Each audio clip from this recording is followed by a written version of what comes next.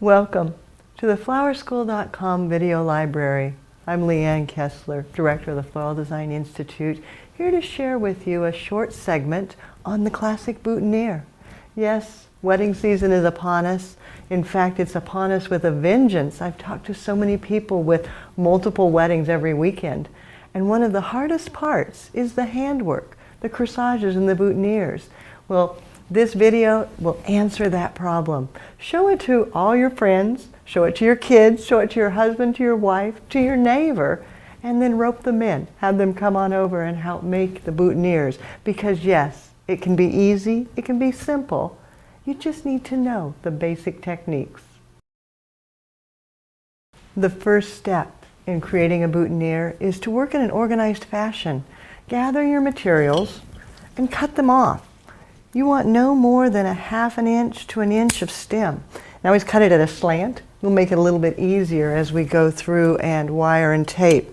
Whatever blossom you're going to use, just cut it off and then set it on your towel. Yes, I always lay out a towel to work upon.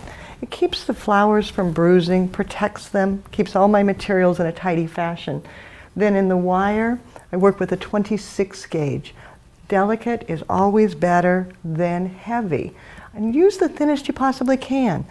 For larger South American roses, you may have to switch to a 22. But for the most part, a 26 covers almost everything I do. Now you notice I cut it in half. I cut it in half at an angle. So I've got a slanted point. Then I turn it so that all the points are going the same direction. That'll make it easier when I go to pierce through the stem. Now those of you that are experienced florists, this may be review, but even you may pick up a little tip somewhere along the line. Those of you that are beginning florists, watch close, because little things like cutting at a slant makes your life so much easier. Then you go through to wire, you've got that slant pointy cut, and just pierce straight through, and it goes in easily. If it was a blunt cut, it wouldn't go in nearly as well. Then bend it straight down. With a calyx that is long like this, so your roses and your carnations, you always want to pierce wire, go straight through. But sometimes you're going to be using a flat face, like a daisy, and the pierce doesn't work. So you fold it into a hairpin, making a hook with the wire, and then thread it right down through the center. So that's the hairpin technique. Some people call it a hook technique, same thing.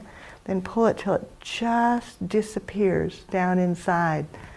Other blossoms, how do you do it? The freesia, oh my goodness.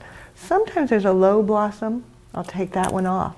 And then the rest, work with it on the stem. I've got too much stem here, so cutting some off, taking my wire, folding it into a hook again. So similar to when I did the daisy, but this time just sliding it over the lateral between two blossoms, and then clutching by taking it and wrapping it around the stem, treating it like a string.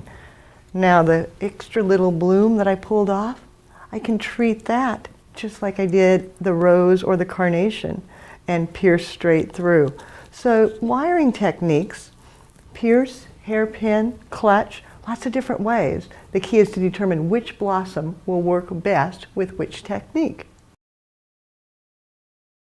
When I create boutonnieres, I do all my wiring at once. Working in this organized fashion, very methodical, you can actually get so much more done because you're working more efficiently. So you do all your wiring, then you go back and you do all your taping.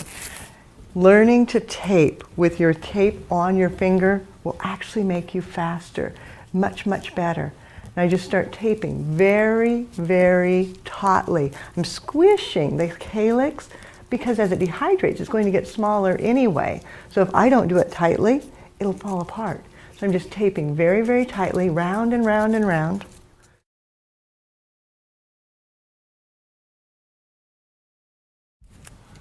Then I repeat that. Same technique for the rose. Starting above where I pierce through, because you want to cover that wire. And then taping tightly all the way down. Freesia, same thing. Start at the top, above the wire, and then all the way down. The bud, Same thing. You can see it's so easy because it's repetitive. You're just taping round and round. Now, getting your fingers trained and that muscle memory built up so you can tape tightly and fast, that takes a little bit of practice, but it will come. It really does come quickly. The daisy palm, right at the base of the head, right there, and then taping down tautly and lay them all out. And once you have all your taping done, then you're ready to do your final assembly. I just need a little bit of foliage to finish these. It can be a floret from leather fern. Just pull it off, strip down the lower laterals, and I'll tell you a little secret. I don't wire and tape these individually. I just attach them. Saves so much time that way. Then maybe a little bit of pittosporum, variegated variety. I don't wire and tape it either. I just kind of pull it down. Sometimes I want just a leaflet, no wire, no tape. And I lay these things out, then I start the assembly. Maybe as simple as the carnation with a bit of the leather and a tiny bit of the pittosporum. And I go, that's too much. Let's just pull some off. So I remove some of that. So I just have a few leaves there, and then I tape it. So no pre-wiring on the foliage. Taping. Now as I go down, I have those natural stems in here. It's going to add a lot of bulk. So I want to go in and cut those off, again at a slant, and again, determine how long. Do this all at once. So you only pick your scissor up once, give it a cut, and then tape to the bottom, freesia, make a decision. Do you want that extra floret on here or not? It's really up to you.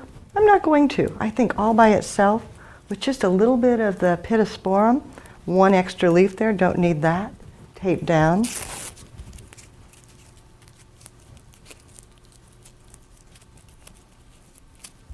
Clip out the extra, shorten, tape to the bottom.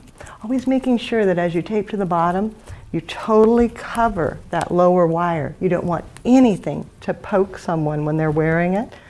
Maybe you want two blooms. Just put the two together.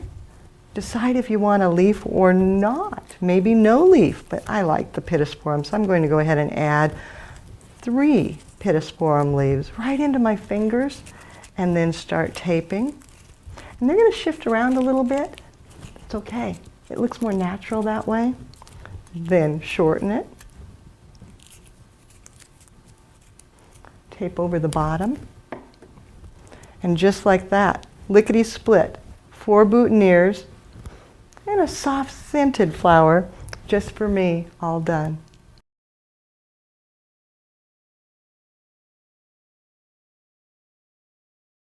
One last tip when you're creating boutonnieres. When you take your pin and insert it, just insert it straight up in. Don't come back out. I can't tell you how many times I've worked with people and they put it through, and then I go and pick it up and I poke myself. And I don't like that. So all you need to do is put it straight up in parallel. Don't come back out, and it solves that problem. You won't have anybody poking themselves by accident. So now, the wedding season is upon us. You're getting busy. Time to call all your friends. Have them come over. Teach them how to tape a wire. Get them started so that they practice that and they get their muscle memory built up. That way, the weekend that you have so many weddings that you can hardly see straight, you can give them all a call and say, hey guys, I need your help. I'll buy the pizza if you'll come over and make all my boutonnieres. For more creative inspiration or fun tricks and tips to make your floral life easier, check out our website at FlowerSchool.com. If you've got questions, don't hesitate to give me a call at 1-800-819-8089. If it's easier, feel free to use my personal email. It's Leanne, Leanne, at floraldesigninstitute.com. For now, happy wedding season to you all. Get practicing and do something you love.